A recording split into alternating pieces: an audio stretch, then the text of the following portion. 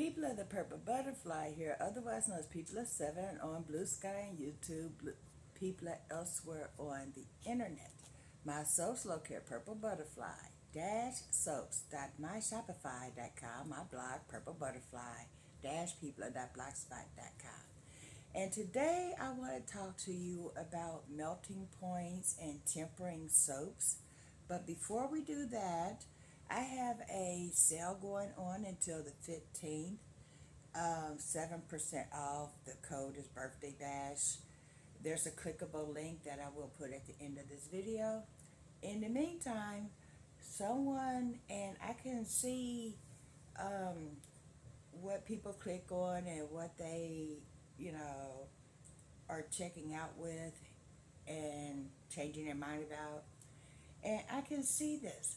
Somebody took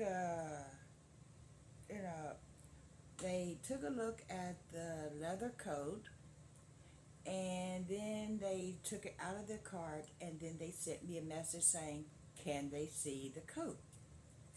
And even though there's pictures on the listing, I'm going to take it out of this really big box and show you the leather coat.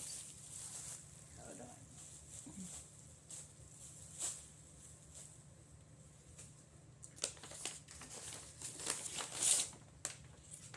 Let's remove all the packaging. Let's move it over a little so you can see.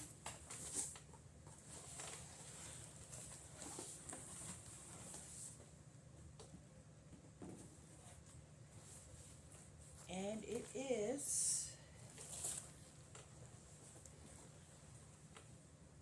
a full-length, medium-sized leather coat that has suede on the yoke, part of the sleeves, the cuff, and smooth leather everywhere else.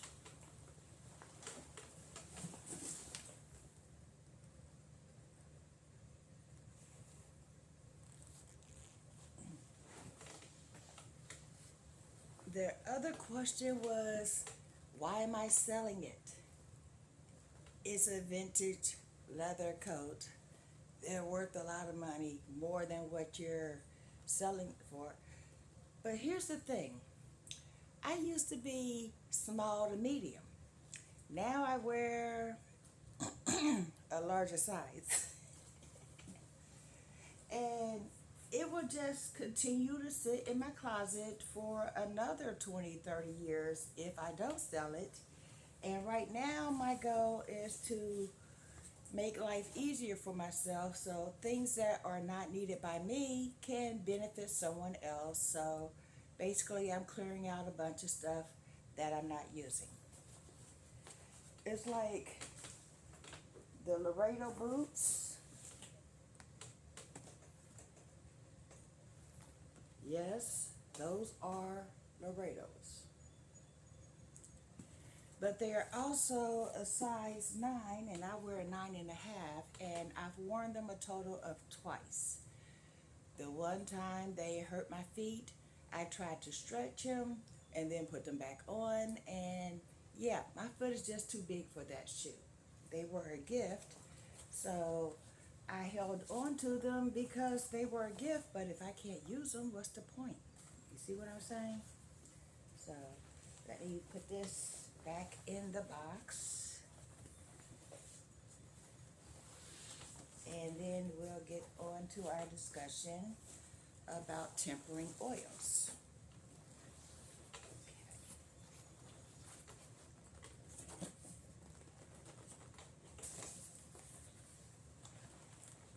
So if you still want the leather jacket, that's fine. The sale is tomorrow, and if you do not, don't get mad if someone else orders it, because the sale's been up for almost a week and a half, and the coat has been listed for almost a year.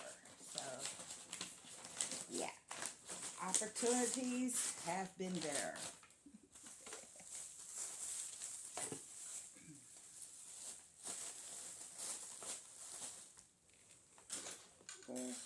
other bubble wrap.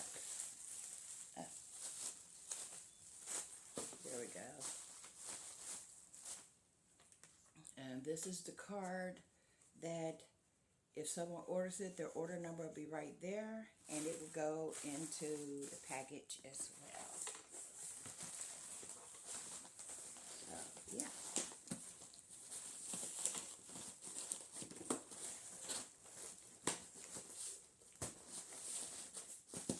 I'll package that up better later.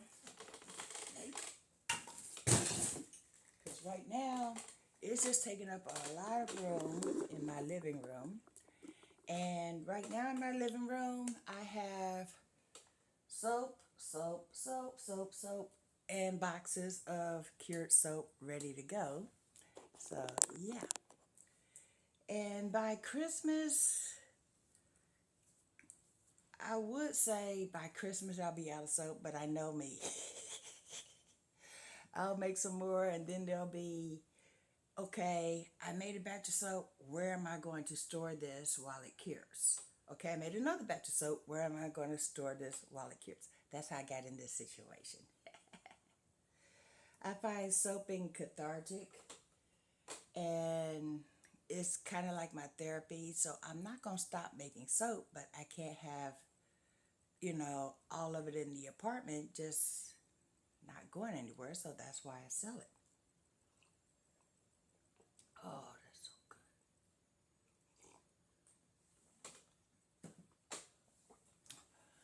French roast coffee, splash of cream, no sugar, and I'm a happy camper. Now, let's get on to the conversation about tempering and melting points. Every oil has a melting point. That's also like when I make fragrance soaps, and the fragrance oils have a listed melting point. This, will flash off. They call it flash point or melting point. But when you get past that melting point, the scent will fry away. Okay, so basically when you soap, you're staying under the melting point. If you're making hot process, you make sure that you bring the temperature down under that melting point before you stir in the fragrance oil. And then you put it in the mold. Now, when you're making CP soap, all the melting points, CP soap tends to get to a certain temperature, and the melting point is in that range, so you still have a soap that has a scent. Now, when you have certain oils, and I'm not talking about olive oil, canola oil, sunflower oil, or any liquid oil, although they do have a high melting point that's listed right on the label.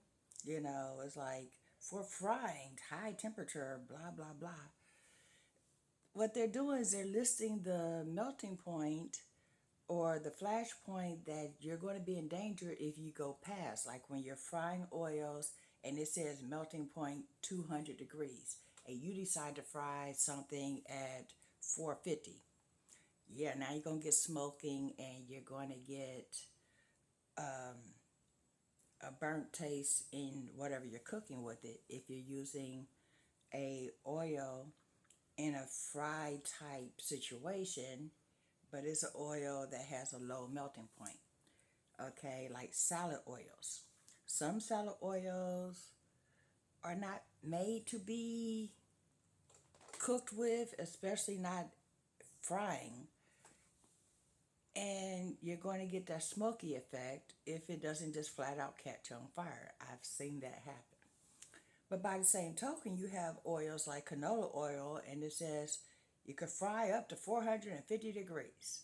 Well, when you're soaping, I think the highest temperature is 212, and that's because that's what the lye heats up to.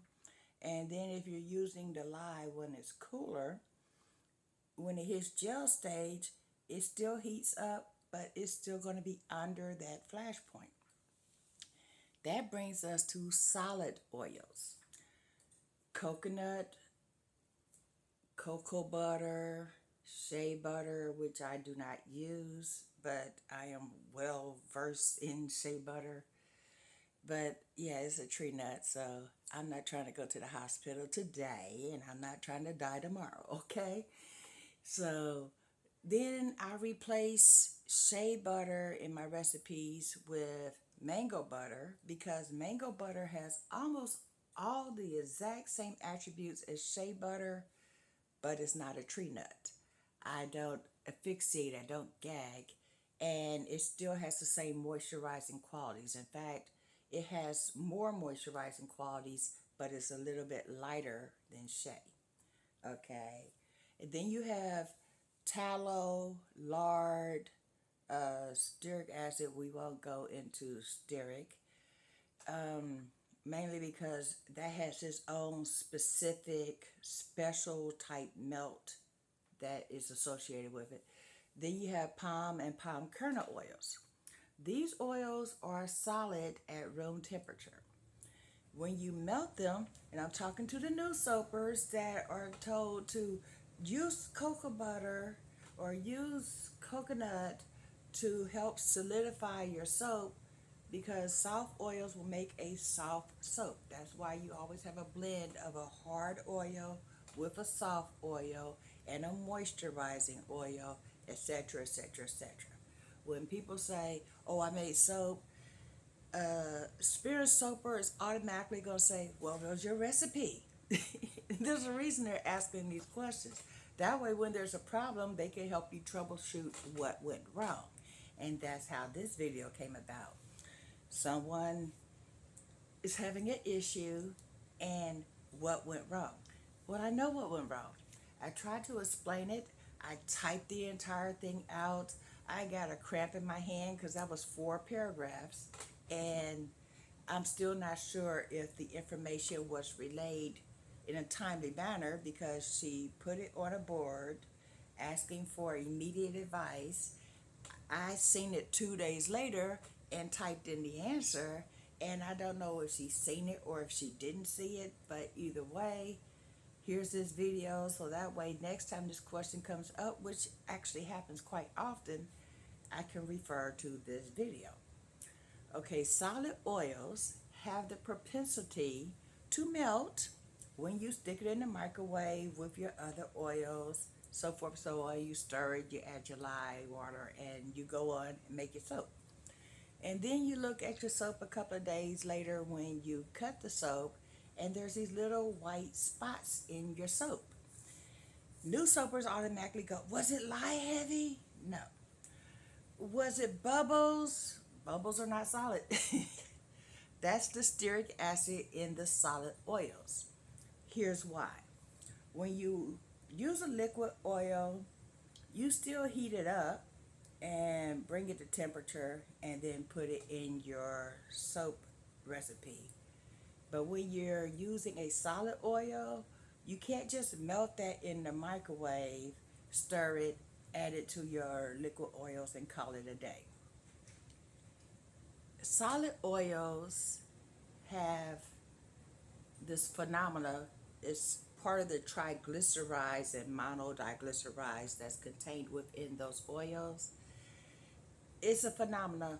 Um, it will melt if you stick it in the microwave, but it has two melting points. So it might look like it's melted, but it's like if you did the heat transfer method and used the heat of the lye to melt the oils and continue on with the soap making, you still have to bring it to trace, and if possible a thicker trace than normal because you want to make sure everything's blended because you use a different method to make it. Well, when you melt a solid oil in the microwave and you don't do anything else, and then you just take it to your soap pot and continue on,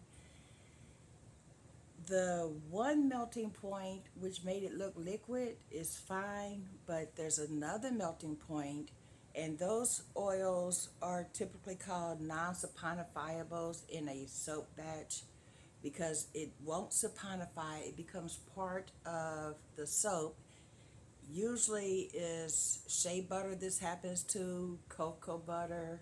Cocoa butter also has a phenomenon called bloom, which we'll discuss in a different video. But what happens is, here you have the soap brought to a liquid consistency, but here's a component of that liquid consistency that's not completely 100% melted.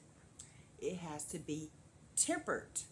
In other words, you have to heat it up and then hold it at that heat for at least 20 to 60 minutes. So that way those components that would be, semi-solid and will cause the stearic acids to show up in your finished product, that can completely dissolve. Then after you temper it, which means you heat it up, bring it up to heat, hold it at that higher temperature for a while, then you cool it down. Some people prefer to stick it directly in the refrigerator after that to bring it down quickly. I don't do that. If I went through the trouble to heat it up and then hold it at temperature, I want to make sure that when it cools back down, it's not going to completely go bonkers on me. So I let it sit. I literally turn off the heat, let it sit there for an hour. Then I stick it in the refrigerator or bring it to room temperature away from the heat. Then I give it a good stir and then I look at it. If it started to solidify again, like lard will, it'll get cloudy. That's why. I'll go ahead and heat that back up and then follow the same tempering method, and then maybe stick it in the refrigerator and cool it down quickly and see if it stayed primarily clear. Once it's cool and at room temperature, then I'll add it to my clear liquids and so forth, so on. A lot of times when people see me making soap, they see the bucket of soap, the bucket of oils, and I explain what I'm doing and so forth, so on. But the tempering of certain oils, that's usually done behind the scenes because it basically takes an hour or two. So they never see that. So then when I explain to somebody about tempering oils, their first thought is, well, you don't do that. But yes, I do. They just don't see it because they see me in process. Like when I have a bucket of oils, those oils have already been measured, already been blended, already been sitting there cooling to room temperature, because I like the soap at room temperature or cooler. And then they see me add the mica, the lye water, the fragrance oil, so forth and so on. So when I tell them, oh, that had coconut or cocoa butter in it, you have to temper that, they're going, well, I didn't say you temper it. And there actually is a video of me with a skillet heating up some oils. I'll have to find it and link it to this video. It's 12 years old, but the video still exists because I still do the same method every time. If I'm using a solid oil that I know has two different melting points in the construction of that oil, cocoa butter, mango butter. If I use shea, it would be shea butter, mango butter, palm especially, and palm kernel oil.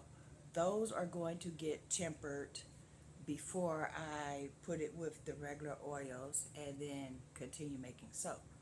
Tempering is a term that might sound familiar if you make candy or you've worked with cocoa or chocolate at all, because you temper chocolate.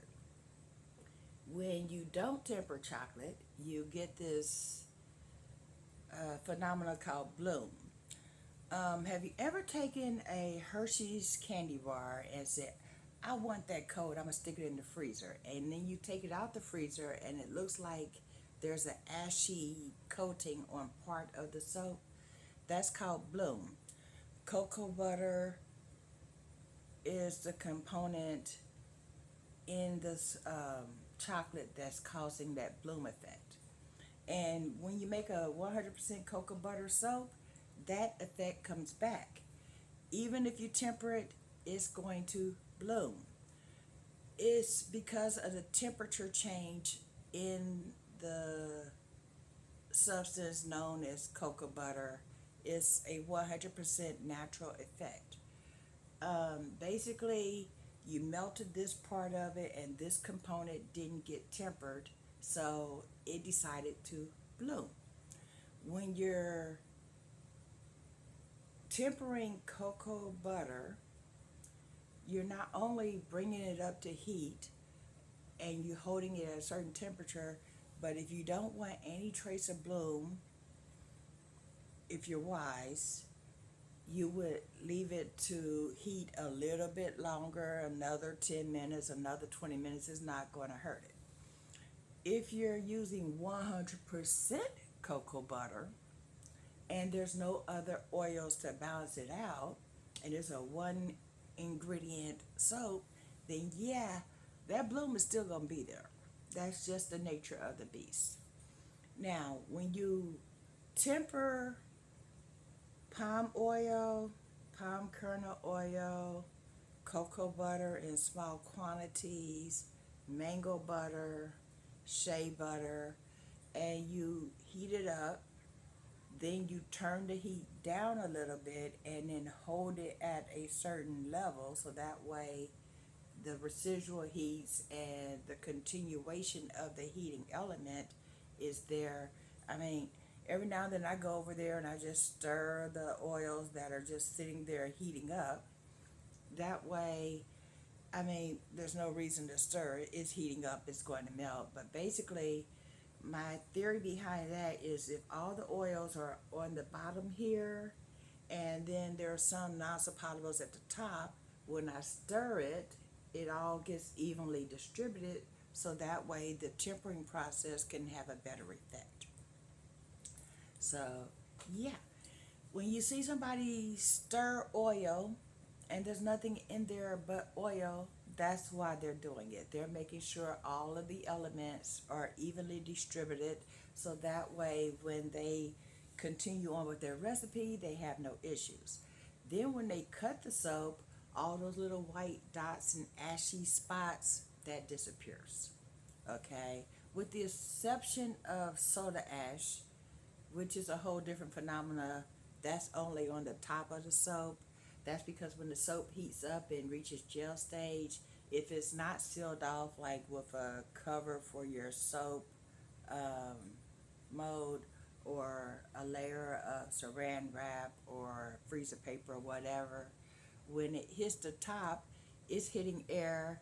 Here's hot, here's cold, boom, soda ash. So, yeah. And then you could take soda ash, spray it with some alcohol or steam it, and it goes away. Basically, is sodium carbonate that hit the top because of the chemical change happened so fast, and then it was introduced to air. So it makes an ashy appearance on top of the soap. So that's, soda ash. And you can rinse that off, steam it off, spray it with some alcohol, cut your soaps, and go on with life. Although, when it comes to baby oil, no, baby powder fragrance oil, the vendor I use, they warn that it might have a slight discoloration, but it can produce soda ash. And I always use a pink, a blue, and a white when I make my baby powder soaps. And I leave the ash on top of there. In fact, I encourage the ash on those particular bars of soap because it looks like it's got a baby powder sprinkling on the top of it. I think it's so cool. If you're going to have a chemical reaction that's going to be consistent, use it to your advantage. That's like when I make 7-Up pound cake and when I make vanilla cake. There is no added colors to those particular soaps. That soap has a high concentration of vanilla, is going to turn brown. Period. Oh, and gingerbread also turns your soap brown.